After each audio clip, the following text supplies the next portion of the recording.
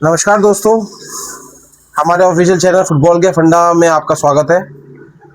Please welcome our honourable guest sir Parashar. नमस्कार। Sir, आपके football के फंडा के ग्रुप में टाइम्स ऑफ इंडिया का एक न्यूज़ शेयर की गई जिसमें दिखाया गया कि डोपिंग में इंडिया सबसे टॉप पर है। हाँ, तो इसके बारे में सर कुछ बताइए। चिराग इसमें टॉप पर नहीं है। हमारे तो सिर्फ आपको बताऊं कि 7,000 केसेस में 269 पकड़े हैं। चाइना रशिया के तो 11,000 12,000 हज़ार में से कम पकड़े गए। उनका तो 0.1 से भी कम है, हमारा 3.6 पे जा रहा है।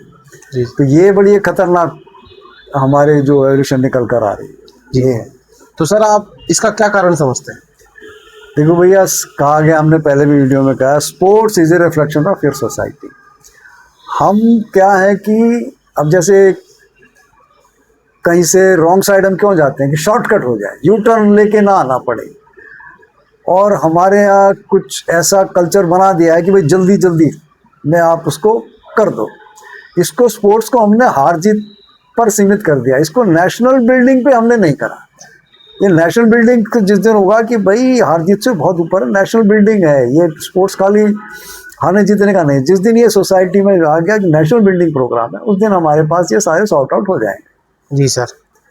जी सर। तो सर, अगला क्वेश्चन श्री सुदर्शन जून जी का है, हाँ, जो अपने लोहा कुर्द बहादुरगढ़ झज्जर हरियाणा में ओके। अपने गांव में फुटबॉल एकेडमी चलाने में मदद करते हैं। हाँ हाँ, इन्होंने एनआईएस के साथ साथ बी लाइसेंस भी किया है। ओके। तो हाँ, सर, इनका ये क्वेश्चन है कि फुटबॉल में डोपिंग तो काफी कम है, हाँ लेकिन डोपिंग का दूसरा रूप ओवर एज प्लेयर्स है, हाँ, बिल्कुल। जिसकी काफी बड़ी प्रॉब्लम है। तो सर, उनका वही क्वेश्चन है कि इसको हम कैसे रोक सकते हैं? इसको देखो, हम अपना इंडिविजुअल में मैं आपको हमारे संत हुए कबीर जी, उनका कर उसके एक धीरे धीरे रे मना धीरे सब कोई होए, जी। माली सींचे 100 घड़े ऋतु फल होए। वाह जी। जी कि हम पौधों को रोज सींचते हैं, 100 घड़े सींच देंगे, लेकिन जब ऋतु आएगी तभी फल लगेगा उसमें। जी सर। आपके जल्दी से नहीं होगा। इसी तरह हम स्पोर्ट्स में करते हैं। एक पहले भी मैं बता दूंगा, एक होता है कॉन्सेप्ट है कि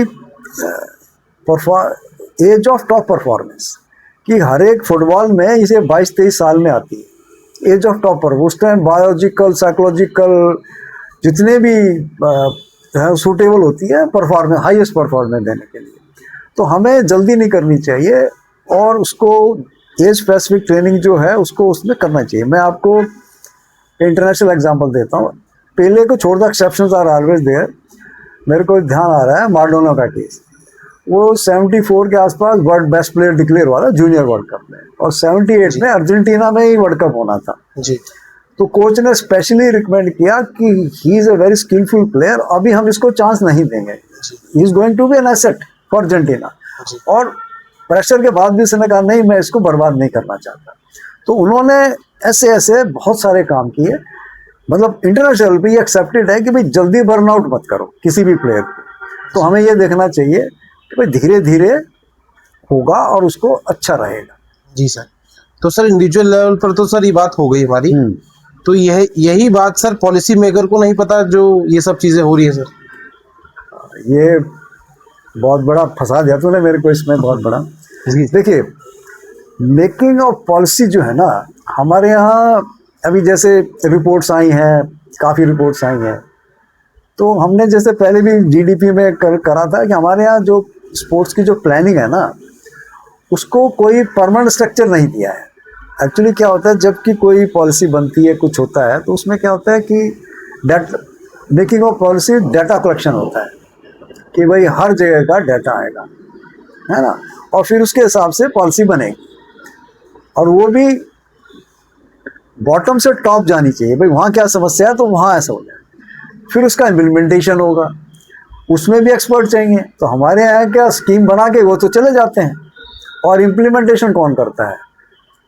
क्लर्क बेचारे, आईएएस, अब तो कई आईपीएस भी आ गए स्पोर्ट्स में, तो वो एक इम्प्लीमेंट करते हैं। उनको जो इसमें कहते हैं कि लेटर एंड स्प्रिट दोनों लगने चाहिए। You must read between the sentences क्या हो रहा है। और फिर एक और इम्पोर्टेंट पॉलिसी बन के उसकी मॉनिटरिंग होनी चाहिए कि मॉनिटरिंग बार बार उसकी फीडबैक होनी चाहिए कि क्या भाई इसमें ठीक हमने जो टारगेट सेट करे थे वो हो रहे हैं कि नहीं हो रहे, वो कहीं नहीं प्रोसेस है, या वो कोई प्रोसेस है तो वो assistant director deputy director monitor करता है, और स्पेशली हर एक गेम का वही करता है, तो गेम स्पेसिफिक तो होता ही नहीं। फिर एक और सबसे बड़ी कि भाई हम क्या एक्सपेक्ट कर, आउटकम। हमने अकेडमी बना दी जी, प्राइवेट अकेडमीज हैं, गवर्नमेंट की अकेडमीज हैं, आउटकम क्या? अब सब कहते थे जीतो, सब जीतेंगे कैसे भाई? जी सर। मैं इसमें आपको जॉन क्राइफ जिन्होंने टोटल फुटबॉल जिनके ऊपर है, उन्होंने बड़ी अच्छी बात कही। उन्होंने अपने क्लब के लिए कहा कि yes I am losing points but I am preparing skilful and confidence player where it winning is where it matters, means मेरे देश को जिताना है। तो ये आउटकम हमारा डिसाइड करता है कि हम मान लो साई की 10-12 सेंटर है या कोई भी एक अटेंडेंस जीतेगा तो एक ही उसमें, तो इसका मतलब बाकी कोच काम नहीं कर रहे। हमने इसको विनिंग से रख दिया। डेवलपमेंट में हमें ये होना चाहिए कि भाई आपका प्लेयर आज आया कितना डेवलप हुआ, लेकिन हमारी मुसीबत क्या है कि इसकी मॉनिटरिंग का कोई सिस्टम ही अभी तक हमने पूरे इंडिया में नहीं बनाया है। तो अगर जब ये मॉनिटरिंग होगी और एक फिलॉसफी डिसाइड हो जाएगी तब उसके अकॉर्डिंगली काम होगा। खाली आउटकम विनिंग नहीं होना चाहिए। लेकिन ये सारा जो टेक्निकल ड्रॉ ऑफ इसको बोलते हैं, इट्स नॉट कि ट्रेनिंग क्या होगा, 4-3-3 खेलेगा क्या, it is called philosophy of coaching. ये डिसाइड होना चाहिए टॉप लेवल पर, फिर ये जो है ना आपको एक स्मूथ काम मिल जाएगा। ठीक है सर जी, धन्यवाद सर। और सर अभी वीडियो शूट करते करते मेरे दिमाग में एक और क्वेश्चन आ गया सर। हाँ। कि जैसे सर आपकी मैंने प्रीवियस वीडियो देखी थी, उसमें था कि sir over age player is a regular practice in India. तो sir as a coach, as a policy maker नहीं, एज अ कोच, क्या हमें अपने प्लेयरों को ओवर एज प्लेयरों के हिसाब से ही खिलाना चाहिए? मतलब हमें जैसे हमने आपकी वीडियो में ही सीखा था सर कि प्रिपेयर फॉर फ्यूचर। तो सर एज अ कोच हम कैसे इस चीज को ठीक कर सकते हैं सर? वही मैंने जैसे पहले कहा कि इसमें धैर्य रखना पड़ेगा। धैर्य का जैसे आप करोगे नेचुरली आपकी टीम हार जाएगी, जी सर, कड़वा लगेगा जी, लेकिन फ्यूचर में वो आपको मीठा रिजल्ट देगा क्योंकि आपने उसको डेवलपमेंट प्रोसेस में डाला है। अभी वो हार रहा है कोई बात नहीं। इसलिए आप कई बार देखते होंगे कि हमारी कोई जूनियर टीम जाती है, चाहे वो फुटबॉल की या कोई भी है, इवन एथलीट हैं छोटे, वो बड़े चैंपियन हो गए आते हैं, लेकिन सीनियर ओलंपिक में क्या होता है हमारा, वो यही है अर्ली बर्नआउट किसी भी तरह वो या स्पेसिफिक ट्रेनिंग दे दी वो करते हैं, लेकिन हमारे सीनियर लेवल पे तो कहीं नजर नहीं आते।